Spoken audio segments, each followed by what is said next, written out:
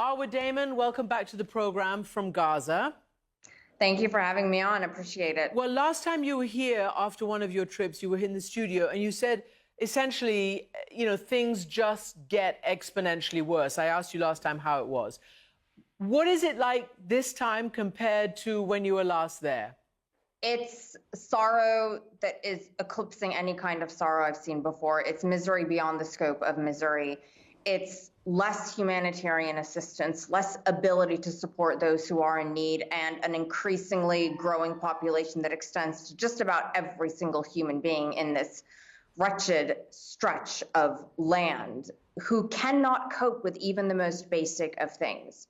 Christian, we international aid organizations and local ones have been reduced to trying to advocate for something as simple as a bar of soap.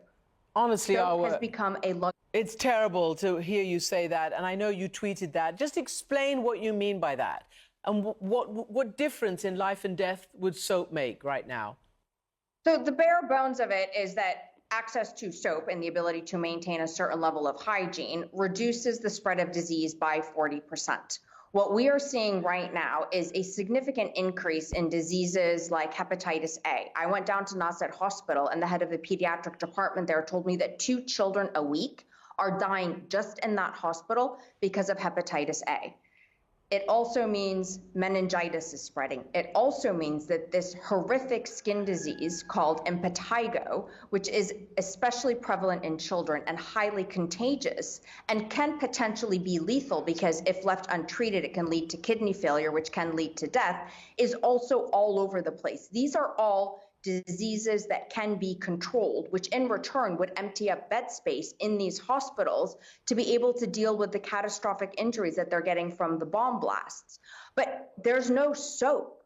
We go into these camps and families are begging us for soap. What do they use instead of soap? Well, one family I spoke to said that they were going down to the beach, getting sand, mixing it with a little bit of salt and lemon, and that's how they've been cleaning themselves for the last 5 months. Oh my goodness, Arwa. I mean, it's really awful to hear you say that.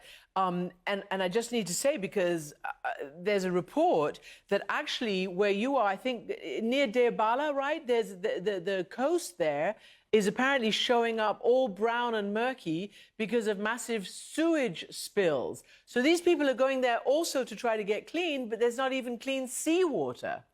And Christian, what people don't realize when they hear about evacuation orders is, yes, we are very familiar with that horrendous image of people just carrying what they can, but each evacuation order impacts organizations' ability to distribute and produce safe, clean water. So the most recent evacuation orders over the last 2 weeks from Deir al-Balah and Khan Yunis reduce the population's access to clean water by 70%. I do not have the words to begin to describe just how hard it is to provide people with even the most basic of items because things are not available.